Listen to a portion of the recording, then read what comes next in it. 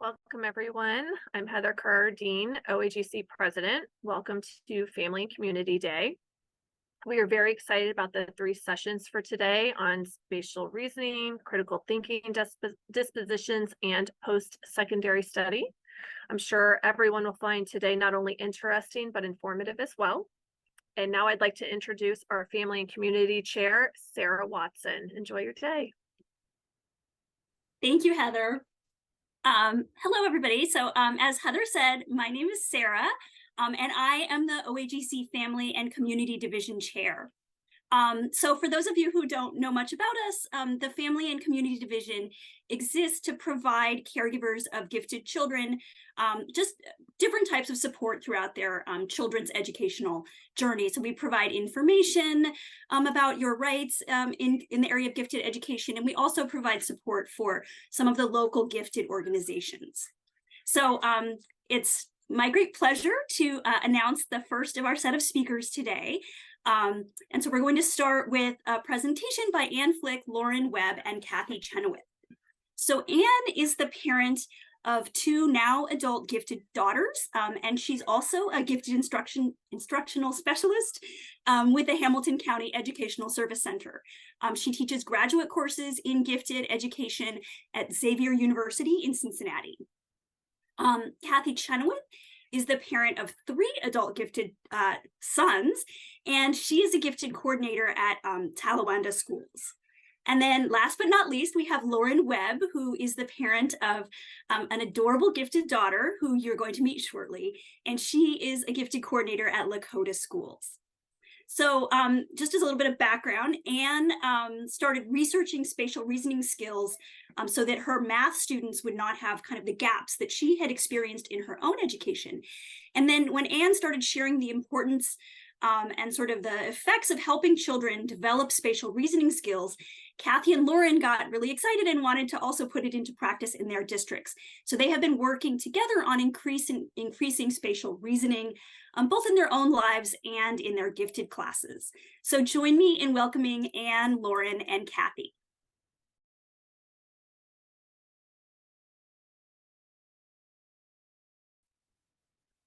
We are thrilled to be sharing this information with families and communities around the state. If we happen to have some educators joining us, we just want to let you know that this does qualify as HQPD in Ohio, and it addresses gifted competencies B and C. But let's dive in and start with, what is spatial reasoning all about? What are the skills involved? And definitions can change from researcher to researcher. But as you look at Lynn and Peterson's definition from 1985, they list 3 skills: spatial perception and mental rotation. Mental rotation shows up in virtually every definition of spatial reasoning. And then they also include spatial visualization. Another researcher who's done a lot of work, especially with young children in spatial reasoning skills, is Nora Newcomb. And her definition includes 4 skills, and she gives these examples. So the first skill is 3-dimensional spatial visualization. So if you take that prompt on the left and fold it up on the dotted lines, which of those 5 choices on the right will the final 3-dimensional figure look like? So take a minute, study that. I am a math teacher, so I'm all about productive struggle. And I know this video is going to be on YouTube, so I am not going to give you the answer. I'm going to let you work on that for a minute. If you need more time, you can come back to the recording and spend some more time, but I'm not giving away the answers to these like a good math teacher. Newcomb's second skill is 2D spatial visualization. So if we think of keeping things flat, that prompt on the left, which of those choices on the right is a rotation of that? So if you just turn it, don't flip it over, which of those choices on the right is a rotation? And again, come back to the recording if you need some more time. You can even trace on your computer screen or to try and figure it out. Mechanical reasoning takes it up a notch. So while wheel X turns round and round in the direction of its arrow, How will wheel W turn? Will it turn in the direction of A? Will it turn in the direction of B? Or will it turn first in one direction and then the other? This one took me a long time to figure out. I don't purport to have very strong spatial reasoning skills, though. Newcomb's fourth skill is abstract reasoning. So we've got a set of prompts. So the first pair on the left, the second pair of shapes in the center. What will complete the set on the right? Which of those 5 choices would replace the question mark? So that literally gives us a picture of what we're talking about with spatial reasoning. And our plan today is to dive into 3 areas. I will share with you some of the research that has informed our background on this and what we do with our own children and in classrooms. And then Cathy is going to share some like day-to-day activities, just approaches that you can use in daily life to help develop maybe not even your own children's spatial skills, but also your own.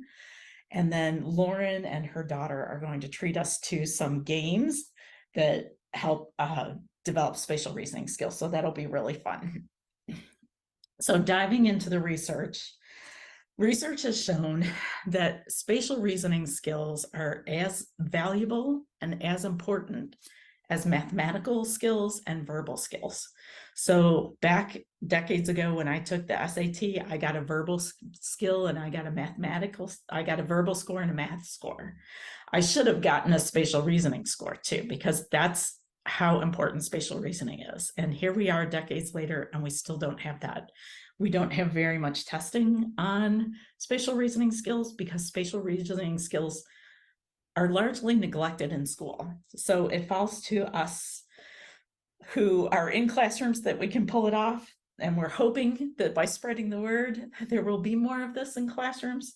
But also, it's really important to do this at home too. So spatial reasoning skills are so valuable because they are an important predictor of success in what we call the STEM fields. So STEM stands for science, technology, engineering, and math. So not having these skills, so especially like coming in as a freshman in college, if you're all excited about being a science major or an engineering major, a lot of those students have their hopes dashed in their first classes in college, and they get weeded out of those early classes simply because their spatial reasoning skills are not strong enough to pull off those introductory classes. Research has shown that a lack of spatial skills keeps them from getting through those early classes, so they drop out of those STEM majors, which our society so desperately needs students to pursue. So spatial reasoning skills end up being like a gatekeeper for students who are interested in STEM. It can end up thwarting their dreams. In fact, in Ohio public universities, 40% of the students who declare a STEM major end up leaving STEM before graduation. But research has shown just a tiny little increase in the ability, just the specific ability to rotate figures is an example of how some students could solve more organic chemistry problems and thus be less likely to drop out. So we want to give kids all these what we call little dosages of spatial reasoning tasks that we can. So in addition to being parents, the 3 of us are also educators. So we want to be good scholars and share some of the sources that have informed what we have learned about spatial reasoning. So these are some of the citations that you can go back and watch the recording and look at these citations and pull these articles and read more about this topic if you want. So one really important approach that spatial reasoning has shown is how important it is to use spatial vocabulary. So this gives kids words for these nebulous concepts. So for example, if you think about the carnival game of the 3 cups and put a ball under the cup, instead of saying, I'm going to put the ball here, and the child watches you put the ball under the middle cup. If instead you say, I'm putting the ball under the center cup, all of a sudden now the child has a name for that particular spot, because here could be here, here, here, here, here. but center is only one of those three. So spatial vocabulary helps pin down names for these things. It helps kids give an identification to these spatial concepts. It also turns their attention to the spatial information. So if you think about how blocks often can come in different colors, a lot of times, especially very young children, what do we draw their attention to? Can you tell red from blue, from green, from yellow?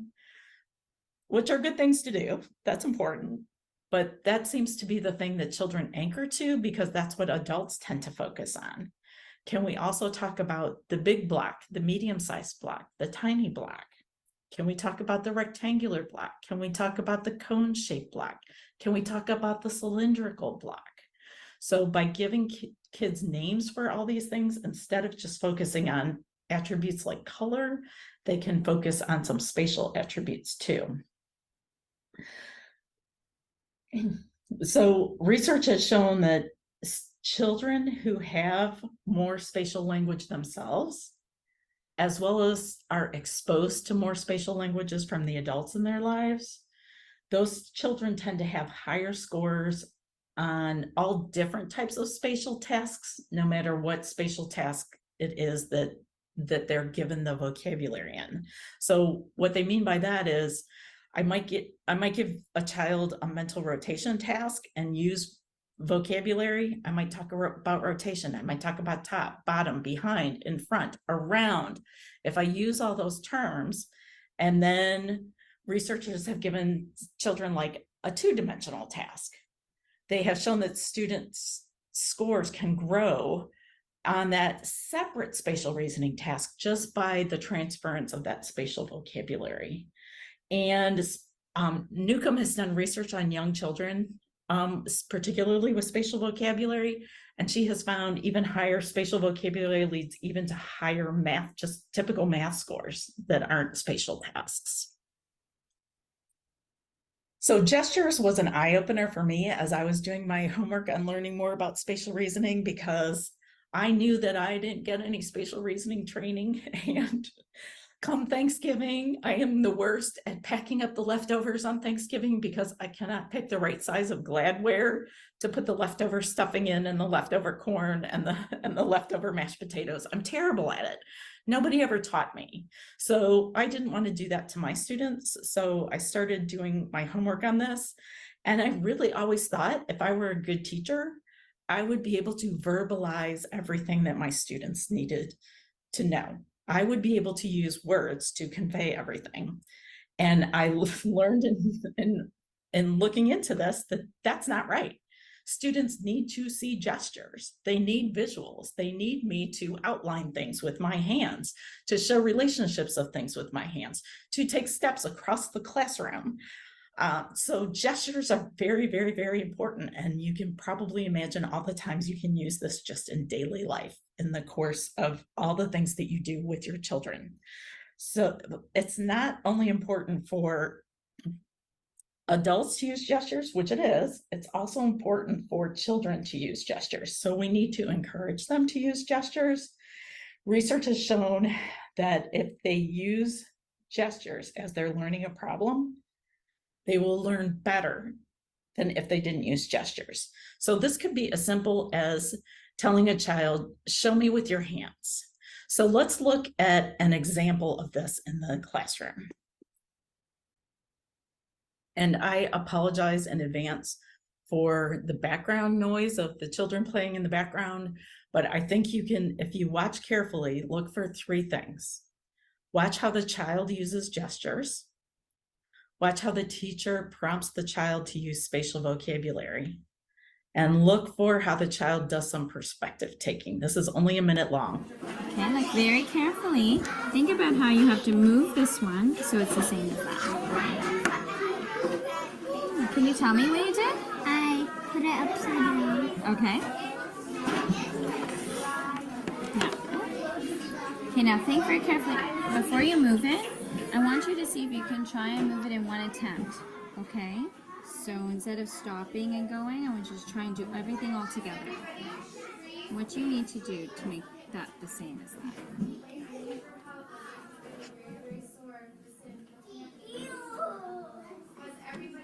what did you do? I flipped it around.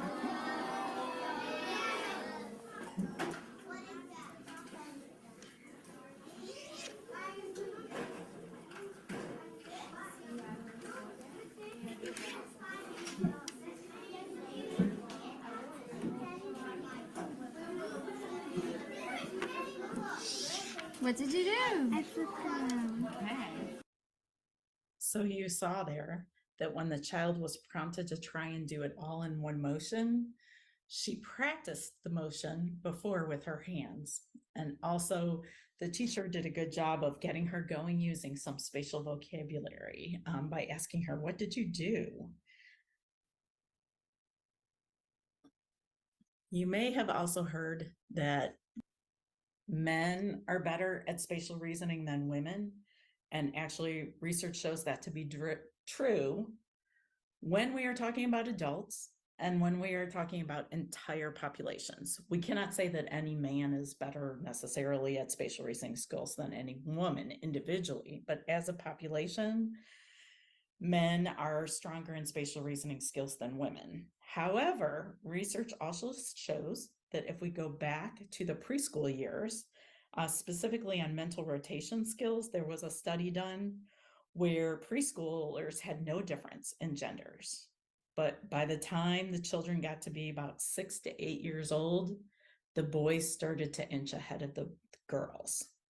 So a gap starts around that age of 6 to 8, and then it grows by adulthood. So this suggests a couple things that we want to think about the toys that we're giving to our children. So boys, by and large, tend to do more spatial type activities as children. They play more spatial games. Their toys are more spatially oriented. So we don't want to fall into the marketing trap of just because something is pink and light green, that's appropriate for girls.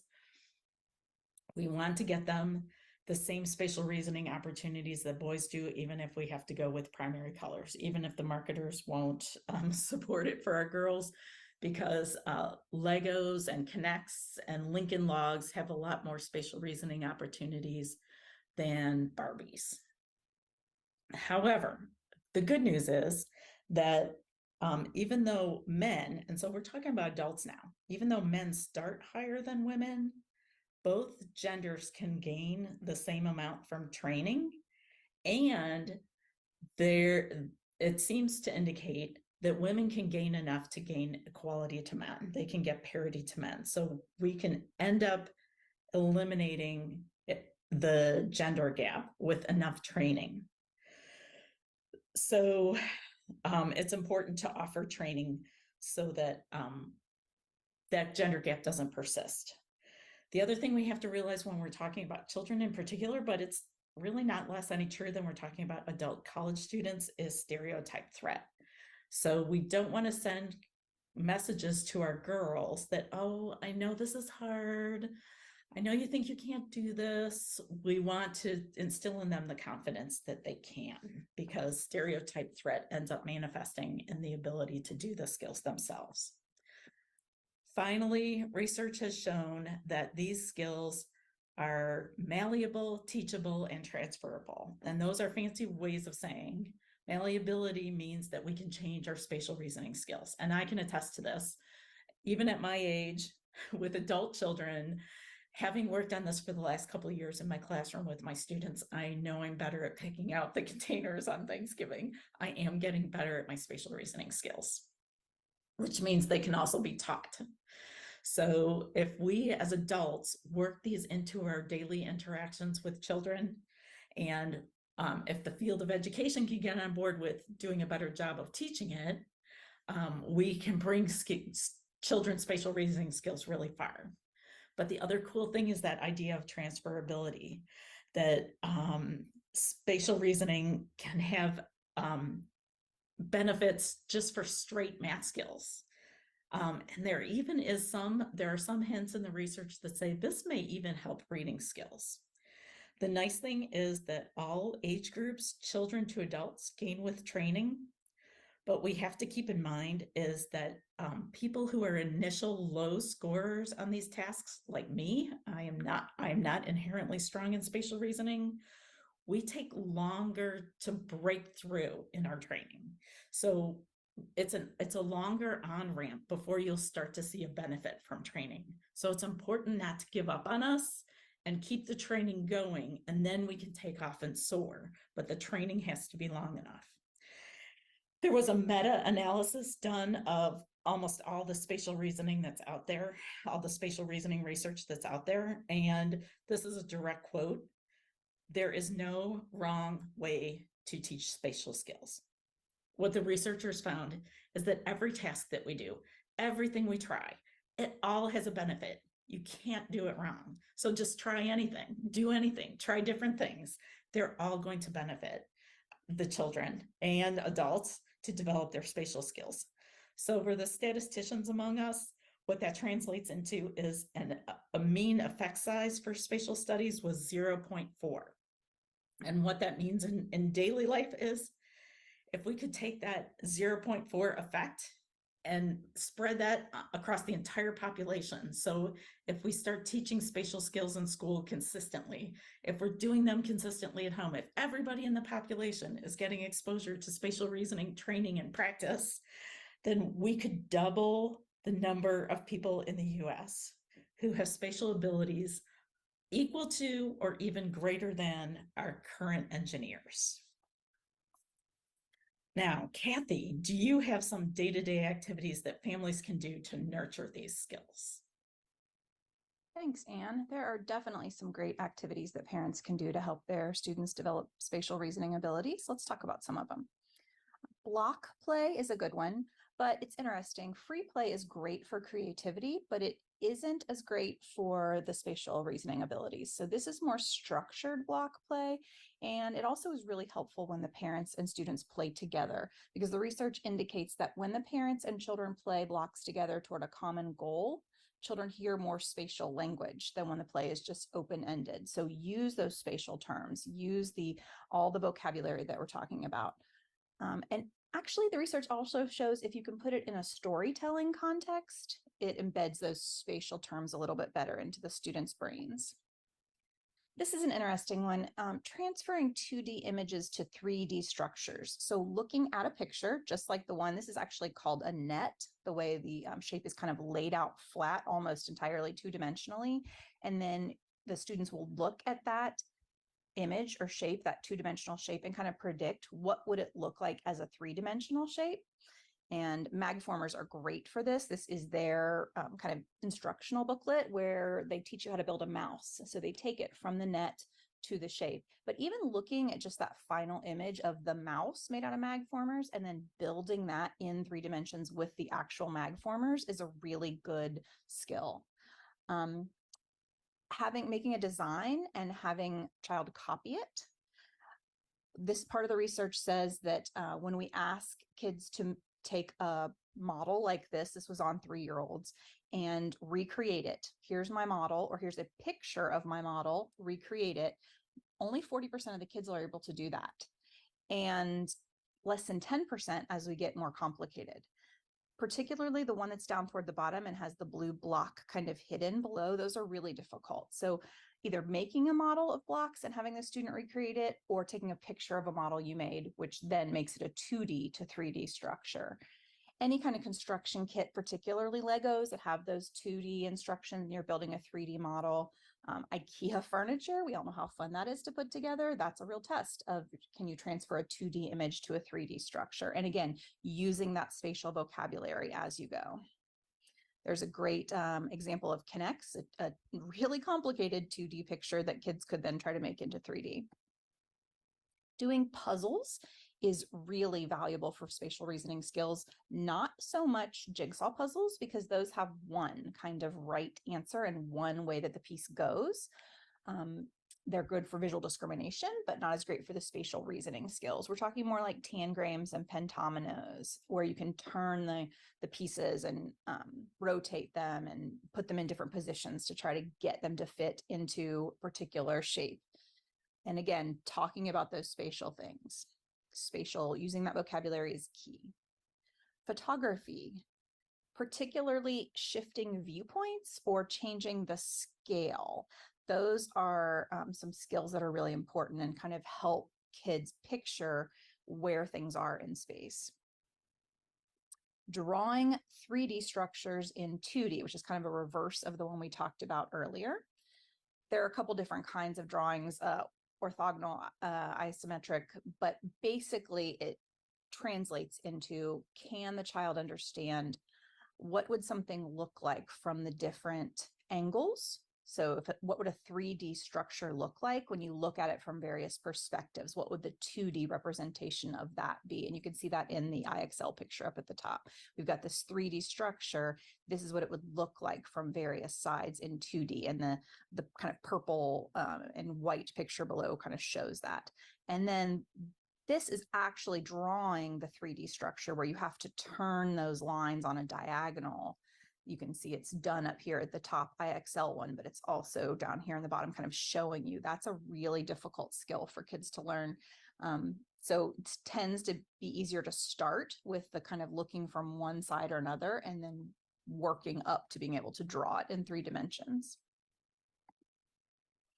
Origami is a thing I found that kids, particularly gifted kids, love origami, and this is excellent for spatial reasoning skills. Also, hole punching, those hole punching problems that are on various tests, cognitive tests, where you would fold up a paper, punch a hole in it, and then say, what's that paper going to look like when it's unfolded? You can actually do that with origami too. But what's really cool is having the kids visualize what is something going to look like when it's opened or folded, because that is the spatial part in particular. Maps and globes. We don't think about this a lot, but having your child lead you on a map through the place that you're going, whether it's on vacation, to the zoo, an amusement park, predicting kind of what they're going to see around the corner based on what they're seeing in the map. Students making the maps themselves of a new location or a familiar location, having the child give you directions when you're going somewhere. All right, now which way should we turn? Which way should we go? Whether you're in a car, whether you're just walking somewhere, and continually keeping up that conversation. So they're hearing those spatial terms. We're going to turn left. We're going to turn right. We're going to go up another block. This is a thing that a lot of people, particularly kids, do not understand. They do not understand the difference between a 2-dimensional map and what our actual 3-dimensional world is like. So even just having a globe is a really helpful thing. I think most people, if they looked at this map, would think from Paris to Vancouver is a straight, you would go a straight line. That would be the shortest distance, right? We've always taught that the shortest distance is a straight line between the 2 points. And that's great if it's a 2-dimensional object, but not for a 3-dimensional. So it wouldn't make sense to a lot of people why this curved arc would actually be the shortest distance between Paris and Vancouver, because of the way our 3-dimensional world is. But kids can't see that ever on a 2-dimensional map, but they could see it on the globe. In particular, a piece of string from place to place, and you can see very clearly that the string is shorter or longer, how you go. So now Lauren is going to show us some games. She and her daughter are going to demonstrate some games that you can play with your child to continue having fun and building those spatial reasoning skills. Hi, my name's Leela, and I'm going to teach you about spatial reasoning games and activities that you can do in the classroom or at your house. So the first game we're going to learn about is tangrams. So this is a game where you can see there's all different types of pictures, and you're going to see, so you're going to look around.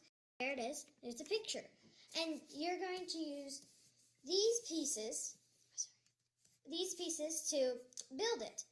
But you're curious, how would I build that shape with these pieces? You're going to have to use these pieces like puzzle pieces, like how you have a puzzle and then you have to build the picture. To build the tree. So I'm going to look at the pieces and I'm going to try to copy out. So I'm going to build it in a couple, I'm going to build it quickly.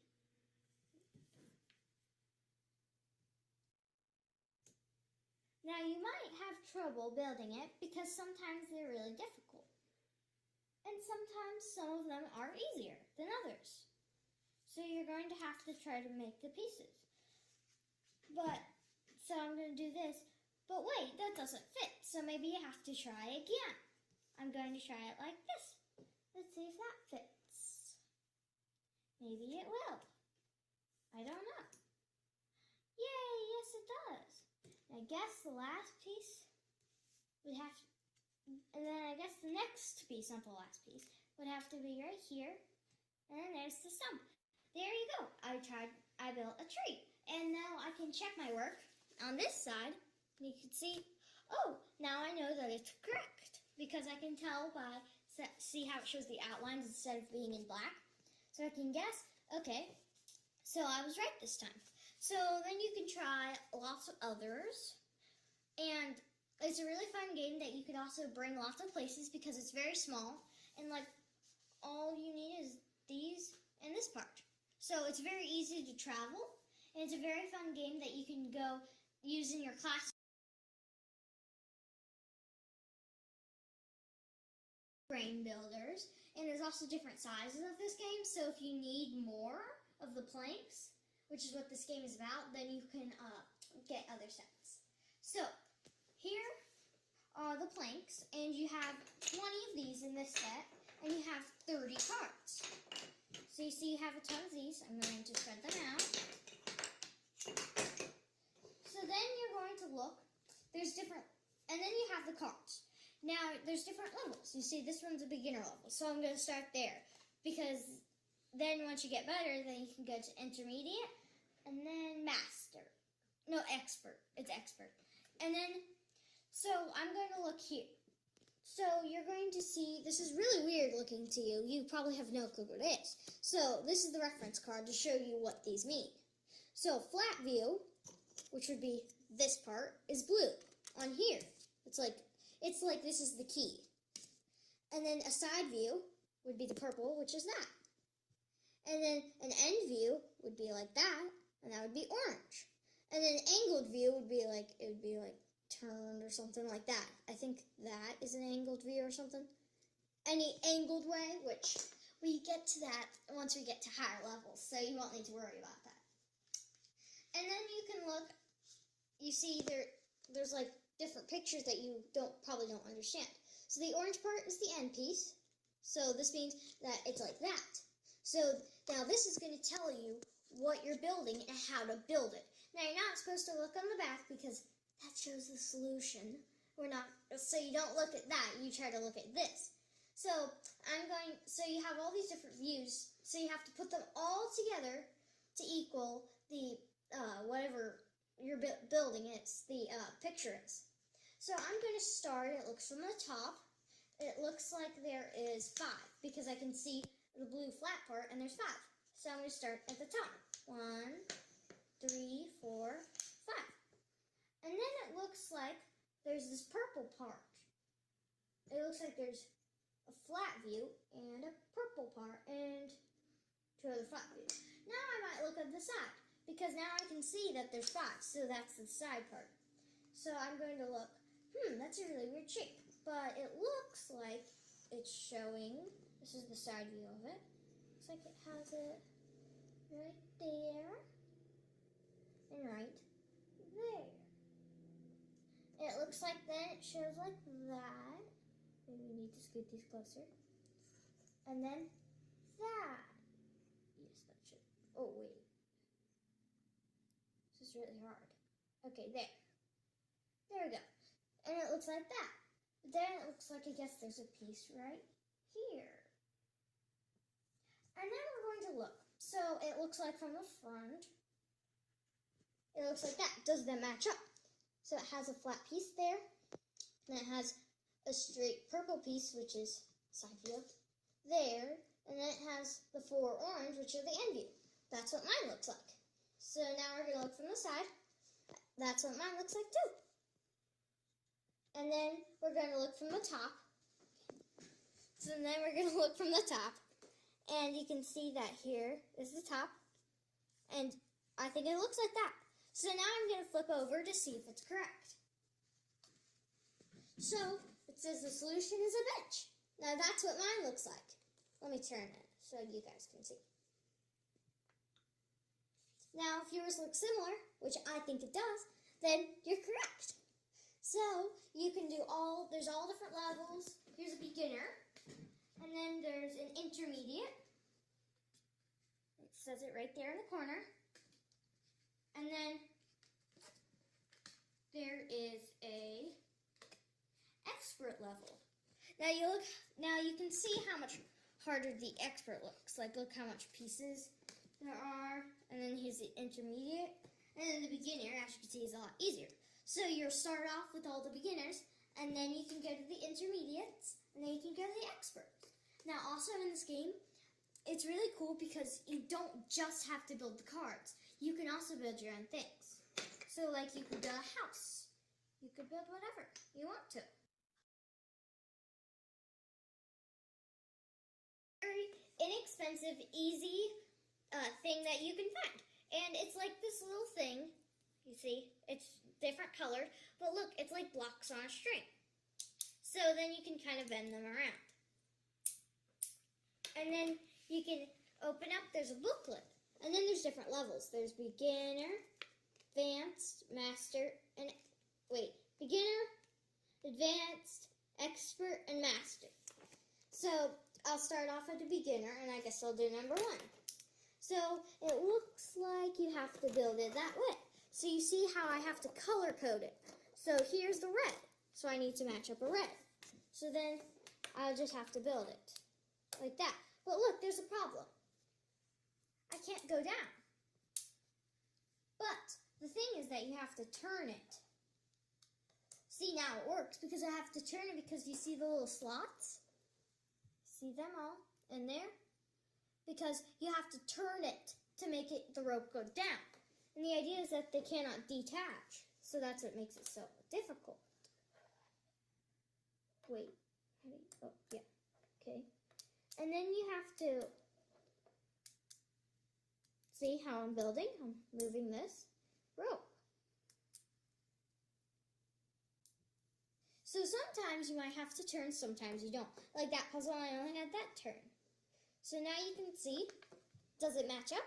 I think it does. Because the colors also have to match up, not just the shape. Because I can see the purple and the blue and the orange and the red, and then you can see it matches up.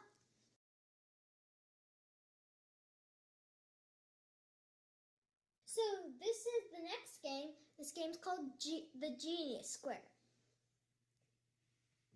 And so the first step is to roll the dice. I already rolled the dice. And I'll show you where to put these little pegs. And I put a couple in already. But you see, I did these. And you see how it says, the first one's F, and then you have to line it up to the 5th square. So there, that's my first peg. So I put these in. So now we have to go C6. So you see, that's how you get it. And then you can do A5. A5. And then E3. 3. Then F1. Okay, there. F1. So now the idea is that you're going to have these pieces too. Now you're going to try to put these in here where it moves around the pegs and you can fill up the whole board and use every single piece. Now the idea is that also there is a combination to every puzzle. That's why there's dice instead of you just choosing, because then there wouldn't be a way to solve every one. So it's about trying to fill in the spaces, and you want to make sure that you do not move the pegs, because if you move the pegs, then that's cheating. So there's also another way you could play this game. There's 2 boards. So you can also race someone to see, like you do the same pegs, and then you can race someone to see who can complete it first. So this is a multi-use game, and it's a puzzle game, and I think it's really fun. And I've played it with my parents before, and we're all trying to solve it, and sometimes it's really hard, and sometimes it's easier.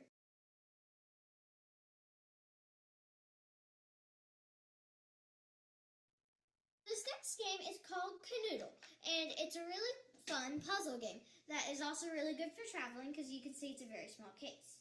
So we're going to start playing. So you see it comes with a case and a packet.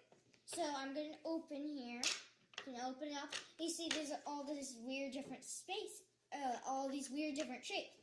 You're probably curious, well, how do I play? So let's get them out. Oh, that one I was on the floor. let's get these out. And then you're going to look at the book. And it shows you how to, and then there's different levels. Level 1 is called Pro, and level 2 is called Super Pro. Level 3 is called Champ. Level 4 is called Whiz. Then level 5 is Expert. Then level 6 is Genius. So you can go here. You're probably curious, what does this mean? So you can match the letter, so you can see, like, K is this piece. So it's asking you, so you put all these pieces in. So we'll put, looks like, so you have to put all these pieces in, okay. This goes there. This might take a second, so just wait for a minute, because I have to put all these pieces in.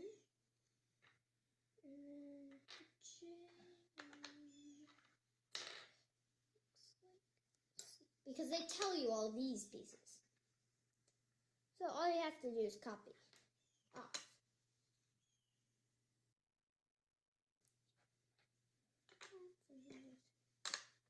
Oopsies.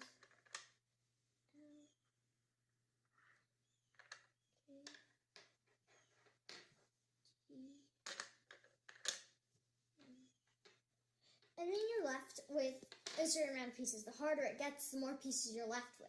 So it shows you this. So it looks like this piece goes here. And then you've completed it. And there's all different levels. Which you see how there's more pieces left over. Once you get harder, then there's like half the board left over. And then it becomes harder and harder because sometimes you mess up and sometimes you don't. Sometimes you don't. And sometimes it's easier and sometimes it's harder. So then you can go to the back.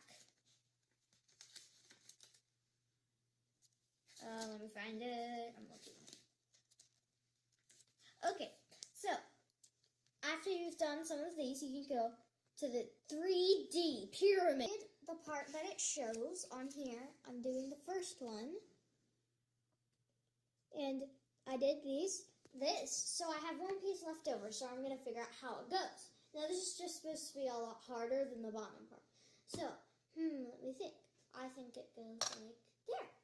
Oh yeah, I'm right. That's just probably what it looks like. So now you see it's in a pyramid shape with the very top, and it goes up.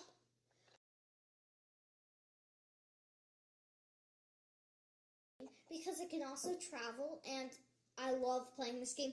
I've actually done like all of the pyramid levels. I don't think I did all of the other levels because I really find joy in the pyramids. I also love this game because it really makes you think, and I've also built literally every single card. So I really like this game, and I think it's really fun. And so, goodbye, bye, thank you for watching. I hope this helps you find some games that you can use for spatial reasoning.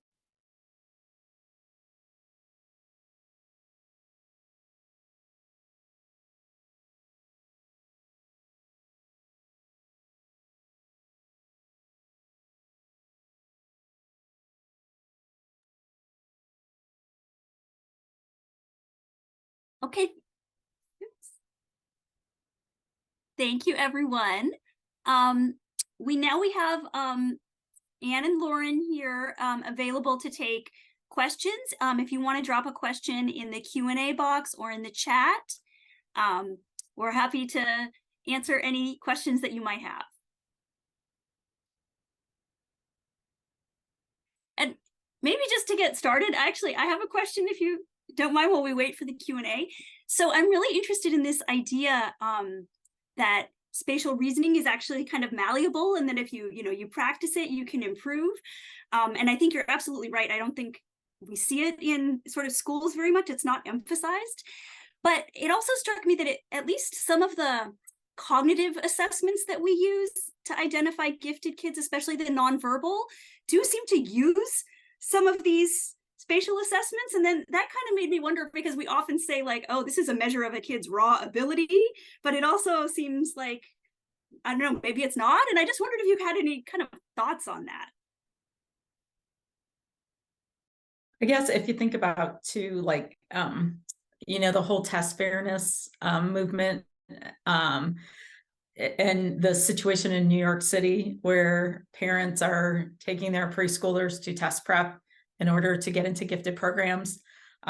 Probably there is a little bit of teachability with probably even every element of an IQ test. But spatial reasoning, I was surprised to find that out, that it is so malleable. So if you look at, like, for example, the COGAT, there is one out of the 3 nonverbal subtests that really is the spatial reasoning. So it's not the preponderance of the spatial reasoning, but one thing that's really interesting is that Johns Hopkins University in Baltimore has a talent search, the Center for Talented Youth, and for years they have used a spatial reasoning test as you have to get a certain cut score to get into their summer programs, but it's not widely available. It's really expensive. It's like $75. So I'm really excited there. I hope I'm not spilling the beans too much, but there's word that Joni Lakin, who co-authored the COGAT, Dr. Joni Lakin, is working on a spatial reasoning test that I'm hoping in the next couple of years will become widely available. And I think it does kind of, you're absolutely right, Sarah, it kind of straddles that achievement ability side. So we're looking forward to what the piloting of that test says in terms of its correlation with the COGAT, and then hopefully it'll be an instrument that can be used to pre-assess spatial reasoning skills, and then we can use it, maybe there'll even be a second form, we can use it for a post-test. But part of the problem right now is even universities can't get this data because there just aren't tests out there, nothing that's widely available, and nothing that's Purdue does have one thing that is a little esoteric and tricky to use with K-12, but right now there's just the old adage, what gets tested gets taught, and this doesn't get tested. It feels like a lot of times, at least in my experience, kids have, and it's frequently boys, have an interest in something, Legos or building or something kind of on their own, and they're almost feels like they're developing it themselves. And then they come to you and you see, oh my gosh, yeah, they are really, sometimes I'll see kids who are really good at this kind of stuff, and I'll say, what do you like to do in your spare time? And they'll start talking about the building things. So it feels like they're kind of just left on their own to like it and do it or not. Yeah, no, once you started talking about it, I agree. I was like, oh yeah, I can see those connections. And I would argue on the futuristic end, this is an intelligence we're gonna need even more widely available in all, as opposed to in just engineering, because of the AI and then the aspects that come along with that. So the spatial understanding, and then that then turns into bigger projects of being able to manage. When you think about robotics, that's really kind of 3 different things. So really being able to support these skills in all kids. And I'm always for talent development, and this being an area of gifted identification, it makes so much sense. Yeah, absolutely. All right, let's see. It looks like we have a question here. Someone says, thanks for the useful session. Could you suggest any books that might be available for families to sort of practice and engage in encouraging spatial awareness and reasoning? I'm glad you asked that, because we were really debating whether to include that or not. So I think Abby has a slide with a link that has a QR code and a link to a resource sheet. And I put the link in the chat, but I know the chat's probably not going to show up on the recording. So sorry to make you kind of take a couple steps there, but yes. So if you go, that's a Google Doc with a lot of resources. So like some of the games that Miss Webb was showing us, and some other games and activities to do in the classroom and things like that. But also on there's an Amazon list that is pretty darn long. So it's got a lot of games in it, but filtered throughout are some books. So there are books to use like for instructional purposes. There's one in there on pentominoes that I use religiously in my classroom that I love because it's a graduated process, and my students, my middle schoolers, really respond to that. But what I love too is those books, they're also like picture books for little kids to help get them to think spatially. So in particular, there's a series of 2 books, but they're 2 books called Zoom that take it from you get one image framed and then you come out and the next one it's a zoom out. So it just keeps zooming out and zooming out. And just when you think you've got the whole picture, you turn the page and there's something else. So it's great for perspective taking, but there are a lot of good books on that that Amazon list to check out. Lauren and Cathy, do you have some suggestions?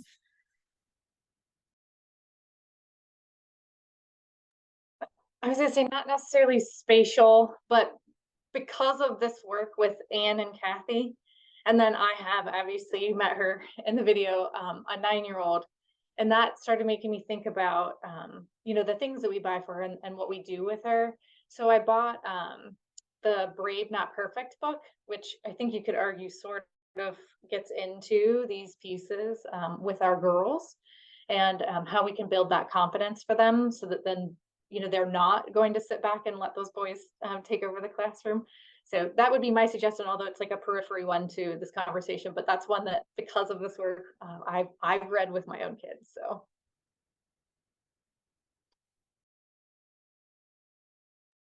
Okay, so we have another question here, which is related, but I think it's a more specific query. So Michelle says, I love the potential for micro and macro applications for this. Is there research on visualization that would help students, for example, imagine electron clouds or other challenging concepts?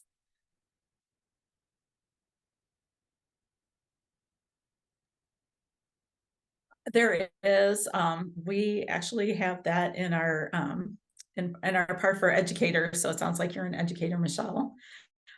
So yes, so the research says to kind of walk students through visualization. I don't know if this exactly pins down exactly what you're looking for, but to ask the students like to picture something, to assertively ask them to picture something. Close your eyes, visualize this. Visualize it from different perspectives. That yes, definitely that's something that the research says is best for kids to do.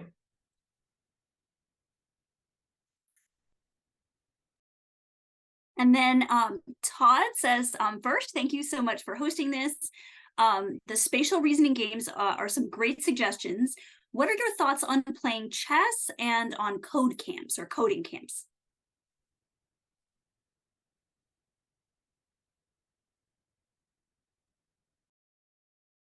Lauren and Cathy, I'll let you take those if you want that one.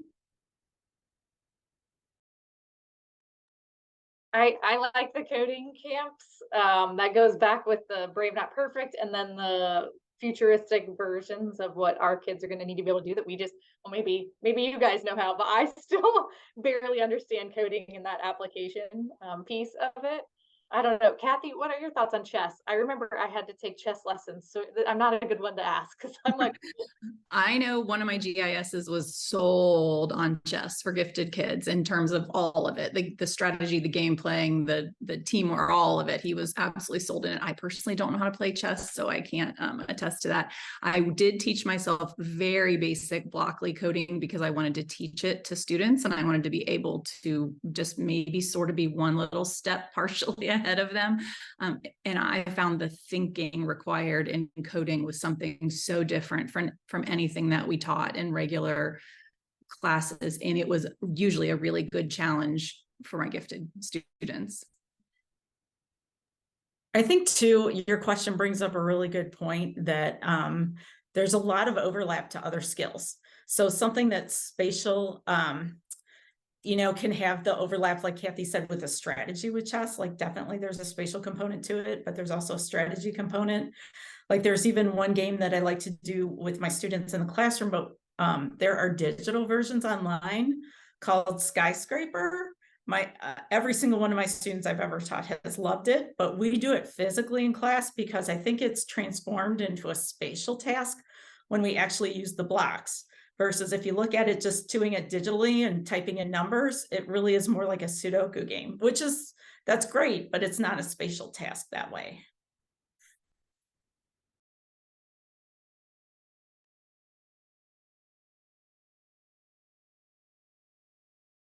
Michelle says thank you. She says, as an educator, I'd forgotten how it is that students with closed eyes can focus and get quiet as well. So she appreciated those suggestions.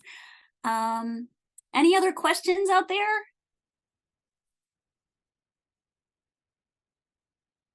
I'll wait just a minute here. These have all been really good questions. I think for me, one of the really important things that Anne taught me is that do something with the spatial reasoning skills. You can't necessarily get it wrong, but everything you do helps.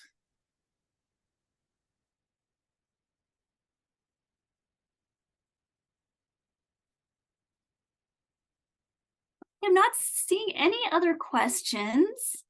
So thank you all so much for this just really thoughtful and well put together presentation with actual concrete suggestions about resources. Really appreciate it. So for folks out in the audience, we're going to take a short break and then come back with our second speaker. So we'll be back around 3:10. So give people time to do a stretch break, go use the restroom. So we'll see you back in about 12 minutes. So thank you so much, Anne, Lauren, and Cathy. We really appreciate your presentation.